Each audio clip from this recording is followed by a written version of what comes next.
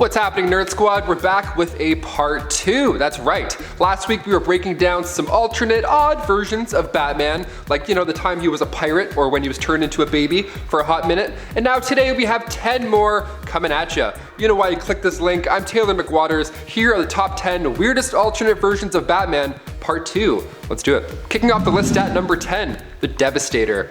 There's a name right there, okay. Bruce Wayne of Earth 1 made his first appearance in Dark Days, the casting. This Batman is one of Barbados' Dark Knights. Now, he started out the usual Batman way, you know, lost his parents, became Batman, hung out with the Justice League. He actually got along with Superman quite well. He genuinely believed in his ideals of hope. But it is Batman we're talking about. Just because he trusted him doesn't mean he wasn't always prepared. Bruce kept the Doomsday virus just in case. So when Superman did go on and become a little crazy and started killing people, Batman figured, okay, now is the time to use this thing. Bruce first used a kryptonite spear to try and do the trick, but Superman just monologued in his face. Nothing was working. So now it's Doomsday time. The Devastator was born. The virus changed Batman instantly, physically of course, but also mentally.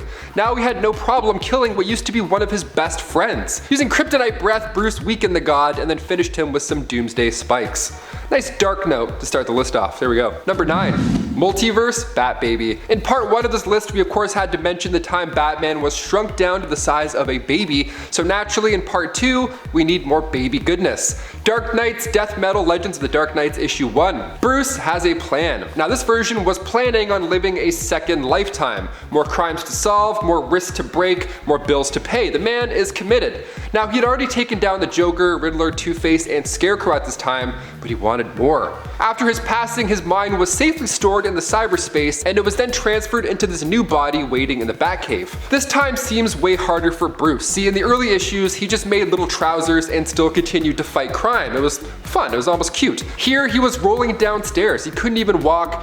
He probably his pants, and then he just lays down and cries for the rest of the day. The best part is that he has the mind of Bruce still, so those tears just aren't baby tears. That's pure agony. Now he finally figured out, you know, how to use his legs in life. He get the jetpack to make up for those tiny legs, and he still goes on saving the day as the guardian of Gotham. And before we continue on with this weird list, if you want to go ahead and give us a thumbs up, that would be awesome. It helps us out so much. Thank you so much for watching. Let's get back to the video. Also, thank you for 1.1 million subscribers. That's huge. That was a nice thing to wake up to. Number 8.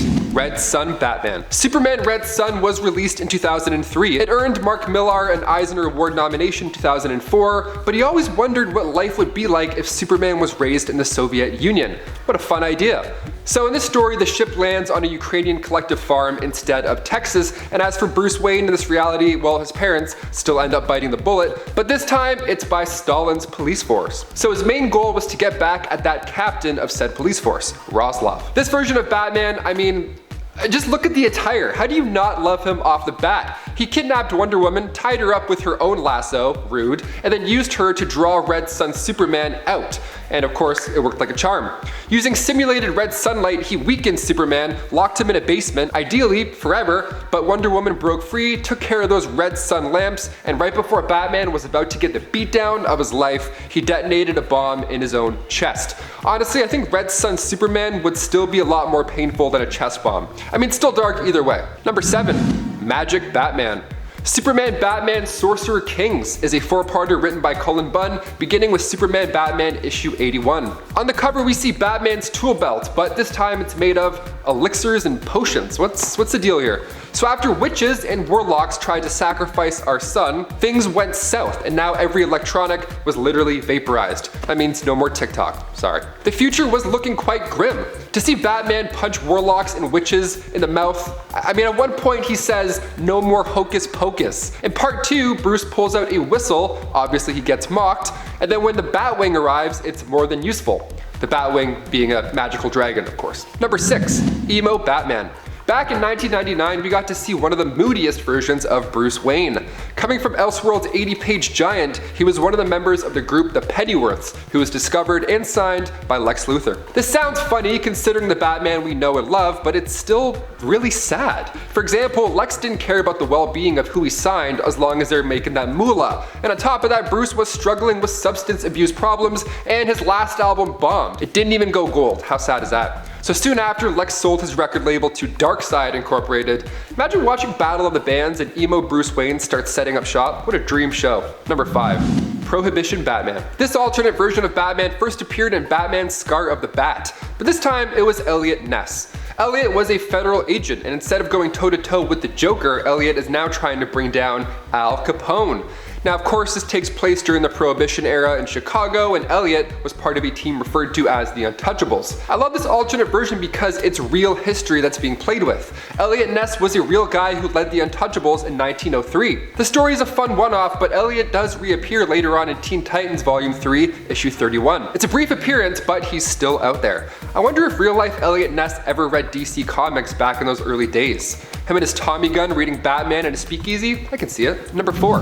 Batman the Silenced. The original Hush storyline by Jeff Loeb and Jim Lee introduces Bruce's childhood friend, Thomas Elliot. Out of jealousy, he tries to take down Batman using the alias Hush, but in Tales from the Dark Multiverse Batman Hush, we see a different life play out this time. When Thomas and Martha Wayne were shot that fateful night, Bruce was of course devastated, but Alfred didn't end up taking him in like normal continuity. Instead, he was taken in by those Elliots. Bruce didn't work through his trauma by fighting crime and saving lives. Instead, he grew more and more unstable from his childhood, so much so that the Elliots transferred him to a mental asylum, while Thomas Elliot grew up to take control over Wayne Industries. Horrible, what a horrible alternate reality. So once Tommy became a senator, he was able to transfer Bruce to Arkham Asylum, where Jonathan Crane would perform these operations. While in there, Alfred sent in Jack Napier as a mole to help Bruce, and Alfred also told Bruce about his parents and what really happened. So Jack was in there to help Bruce get in touch with people who can help him get payback.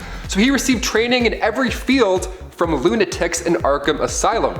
He came out talented but tainted after faking his own death. Once free, he went by the name of Batman the Silenced. Number 3. Saint Batman. We'll ride the Dark Multiverse train out a little more, taking a look now at Jean-Paul Valley. The original story took place when Batman got his back by Bane in 1993. Azrael took over for the Bat while Bruce healed up, and then things went back to normal over time.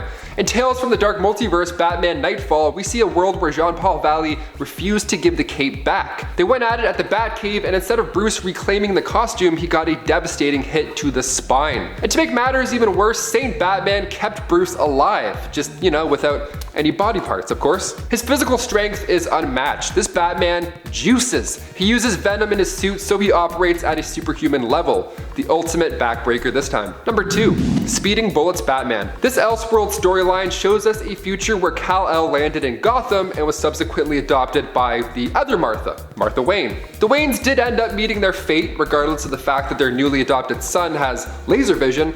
He didn't realize at the time that he could fire heat rays until right after they had died. I mean, that's fair, trauma does things to the body. After this point, Super Bruce wasn't the same at all. He had the powers of a god, but the hatred of the devil. He was a conflicted man. He would repeat the line, the bullets, the bullets, the bullets, over and over again. He was mentally unstable, obviously. So he hid from the world in his mansion of solitude, and over time, Bruce decided that he should use his powers and just be a hero, instead of hiding. Taking up the identity of the Batman, he would patrol the streets looking for crime, but like I said, he was still a troubled guy. His version of saving the day was burning the flesh off of criminals. Number 1. Thomas Wayne. Coming from the Flashpoint storyline released in 2011, writer Jeff Johns and Andy Kubert brought us Thomas Wayne, Bruce's father, when he was actually the one to become Batman. See, in this universe, Bruce Wayne was actually the one who got shot that night in the alley. The world of Flashpoint is this altered reality that Barry accidentally ends up in, where Thomas is older, more brutal, and he's like this evil, dark Batman. And Bruce's mother, Martha, becomes so traumatized by what happens to her son that in this reality she becomes the Joker. So this Batman is very okay with using guns. In fact, he actually prefers it. Guys, thank you so much for tuning in. Those were some alternate versions of Batman, but if you want to see more, hit those thumbs up. Let us know. In fact, before you leave, drop a few suggestions down below in the comments. We're always looking for new lists ideas, and who better to go to than you, the fans. I've been your host, Taylor McWaters. Keep being you. We'll see you next time on Top 10 Nerd.